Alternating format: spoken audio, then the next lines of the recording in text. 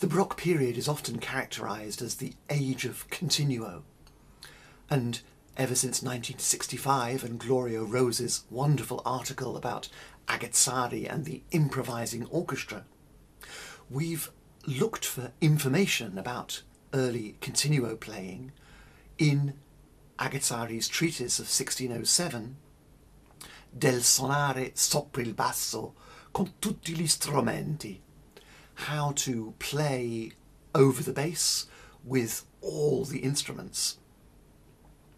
And we've taken from Agazzari a vision of a mixed band of improvising instruments, decorating, adding counterpoints, giving colour, as Agazzari himself says, scherzando e contrapunteggiando, having fun and playing counterpoints over the top of the bass.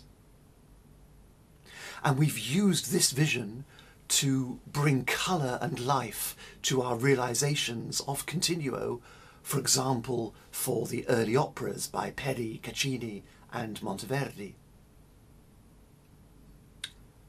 This is completely wrong. Agazzari doesn't use the word continuo at all in his treatise.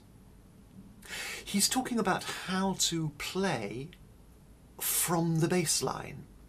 So whatever instrument you play, it could be the violin, it could be the lute, it could be the organ or the harpsichord or the harp, but whatever instrument you play, instead of having a part or an intabulation, you're going to play from the bass line. And he says that there's two ways you can do this. One of these ways is this scherzando e contrapunteggiando, having fun, playing counterpoints, improvising, adding decorations and colour. And this is a continuation of a practice that we already know, for example, from Diego Ortiz's books of solo pieces for viola da gamba, where the gamba improvises variations over a bass line. But this is not continuo. Agazzari says that there are two ways you can play over the bass line. One of them is this decoration, and the other is what he calls fondamento, the fundamental support. It's this fondamento which is continuo. Agazzari says that we must be really careful not to mix up these two ways of playing. He says this many times, but actually that's just the mix-up that today's early music has created. A mix-up that Agazzari describes as being like a whole load of sparrows shouting, "Who can be the loudest?" or like a soup and a confusion. So once we realise that Agazzari is not writing a book about continuo, he's writing a book about continuo and another practice of improvising variations, we can look at the fundamental advice that he gives and apply that to continuo. And when we do this, we see that Agazzari is saying the same things that we read in many other sources from the very beginning of the 17th century. Cavalieri's Anima e Corpo, Peri's Euridice, Viadana's Concerti Ecclesiastici. All of these early sources say that in this style, accompanying recitative, the continuo should play simply and grave. Grave is serious and deep, so it's in a low register. Several sources say that you can add low octaves. And it's a simple part. It's not full of decorations. It's not full of counterpoint. So what is the job of the continuo, of this fondamento, if it's not to have fun and play counterpoints?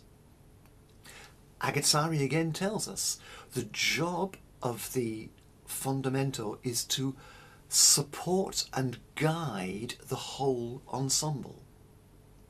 The main job is this guiding or directing job, keeping the whole ensemble together in rhythm, just like the rhythm section of a jazz band. This job is vital because in the early 17th century there was, of course, no conductor.